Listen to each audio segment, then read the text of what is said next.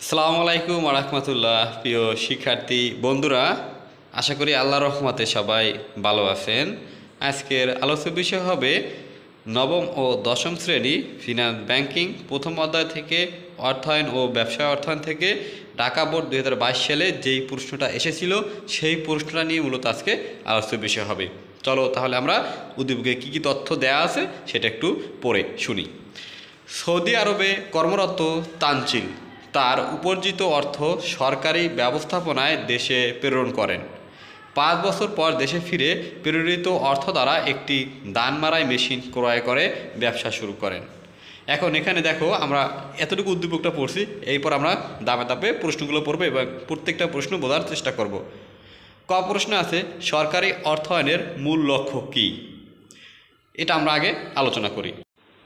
দেখো তাহলে ক নম্বর প্রশ্ন উত্তর হবে সরকারি অর্থায়নের মূল লক্ষ্য হলো সমাজ কল্যাণ। সমাজ কল্যাণকে সরকারি অর্থায়নের মূল উদ্দেশ্যই থাকে আমাদের এই সমাজে বসবাসরত মানুষ, পশু পাখি এবং পরিবেশগত সবার উদ্দেশ্যে তোমার কাজ করা। তাহলে এটাকে দেওয়া যায় কি সরকারি অর্থায়নের মূল উদ্দেশ্য হলো সমাজ কল্যাণ।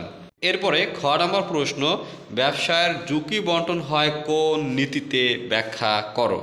তাহলে আমরা উত্তরটা এভাবে সাজাবো যে ব্যবসার ঝুঁকি বন্টন হয় বৈচিত্র্যায়ন ও ঝুঁকি বন্টন নীতিতে। আবার আমরা একটু দেখি যে ক্ষয়ের উত্তর হবে ব্যবসায় ঝুঁকি বন্টন হয় বৈচিত্র্যায়ন ও ঝুঁকি বন্টন নীতিতে। ব্যবসায়ের বৈচিত্র্যায়ন ও ঝুঁকি বন্টন নীতির আলোকে কোনো প্রতিষ্ঠান বিনিয়োগযোগ্য তহবিল একাধিক পণ্যের ব্যবসায় বিনিয়োগ করে থাকে। এক্ষেত্রে কোনো একটি পণ্যের বিক্রি হ্রাস পেলে অন্য পণ্যের বিক্রি দিয়ে ব্যবসায়টি হ্রাসকৃত বিক্রি পুষিয়ে নেওয়া সম্ভব। ফলে ব্যবসার ঝুঁকি বণ্টিত বা বেষ্টিত হয় ও হ্রাস পায়। বেষ্টিত বলতে তারা বণ্টিত হয়, কথাটা তোমরা উল্লেখ করবা। এখন এইখানে বলছে কি দেখো ব্যবসায়ের বৈচিত্র্যায়ন এবং ঝুঁকি বন্টন নীতিতে, এটা একটু ব্যাখ্যা করি। দেখো তুমি যদি শুধুমাত্র এটা তোমাদের কিন্তু সৃজনশীল প্রশ্ন একে পাইছিল, আশা করি সেখান থেকে ভালো করে বুঝতে পারবা। এখন আমরা একটু এটা নিয়ে আলোচনা করি যে বৈচিত্র্যায়ন ও ঝুঁকি বন্টন নীতি।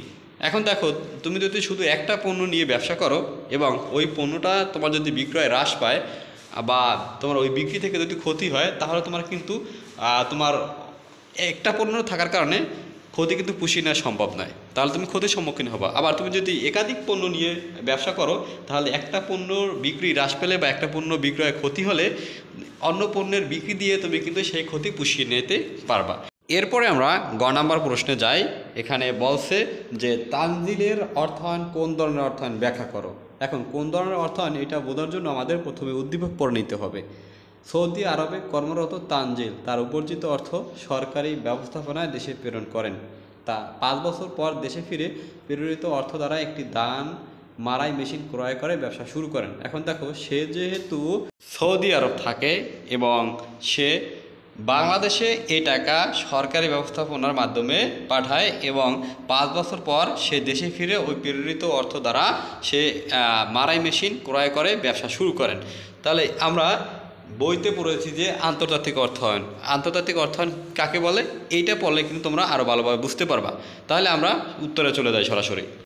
তাহলে উত্তরে তোমরা এভাবে সাজাবা যে উদ্দীপকে তানজিলের অর্থায়ন হলো আন্তর্জাতিক অর্থায়ন, এটার জন্য তোমরা 1 মার্ক পাবা। এবার আন্তর্জাতিক অর্থায়ন কাকে বলে সেটা একটু লেখবা। যে অর্থায়নে আমদানি ও রপ্তানি খাতগুলো নিয়ে বিচার বিশ্লেষণ করা হয় তাকে আন্তর্জাতিক অর্থায়ন বলা হয়। এ অর্থায়নে আমদানি রপ্তানি সংক্রান্ত ঘাটতি কীভাবে ব্যবস্থাপনা করা যায় তা আলোচনা করা হয়। এ ঘাটতি পূরণে প্রবাসীদের পাঠানো রেমিটেন্স বিশেষ ভূমিকা রাখে। উদ্দীপকে তানজিল সৌদি আরবে চাকরি করতেন। সেখানে কর্মরত সময়ে তিনি সরকারি ব্যবস্থাপনায় দেশে অর্থ প্রেরণ করেন, অর্থাৎ তিনি রেমিটেন্স হিসেবে দেশে টাকা পাঠিয়েছিলেন। পরবর্তীতে উক্ত অর্থ দ্বারা তিনি ধান মাড়াই মেশিন ক্রয় করে দেশে ব্যবসা শুরু করেন। তানজিলের পাঠানো রেমিটেন্স আন্তর্জাতিক অর্থায়নের একটি অংশ, তাই বলা যায় তানজিল আন্তর্জাতিক অর্থায়নের মাধ্যমে ব্যবসায় শুরু করেন। আন্তর্জাতিক অর্থায়ন নিয়ে আরও কিছু বলা যায়, সেটা আমি না বললাম। আমার উদ্দেশ্য হলো তোমাদের সৃজনশীল প্রশ্ন পার্ট বাই পার্ট বুঝিয়ে দেওয়ার। এরপরে আমরা গ নাম্বার বা গহ নাম্বার প্রশ্নে যাব। এরপরে আমরা গহা নাম্বার প্রশ্নে যাব। তানজিলের পাঠানো অর্থ বাংলাদেশে প্রেক্ষাপটে আয় ও প্রবৃদ্ধি কী ভূমিকা রাখবে, মতামত দেও। তাহলে দেখো, প্রথমে উত্তরটা এভাবে সাজাবা। উদ্দীপকে তানজিলের পাঠানো অর্থ বাংলাদেশের প্রেক্ষাপটে আয় ও প্রবৃদ্ধিতে ইতিবাচক ভূমিকা রাখবে।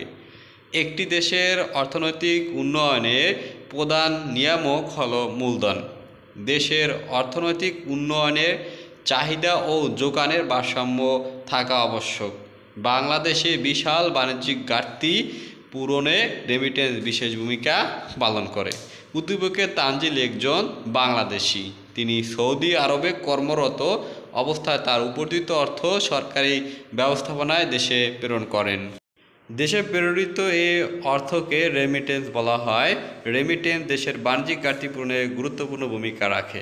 তানজিলের পাঠানো রেমিটেন্স দেশের বৈদেশিক আয় বৃদ্ধি করে, যা বৈদেশিক মুদ্রার রিজার্ভ বৃদ্ধিতে ভূমিকা রাখে। এছাড়া বৈদেশিক আয় দেশের সঞ্চয় ও মূলধন গঠনে সাহায্য করে।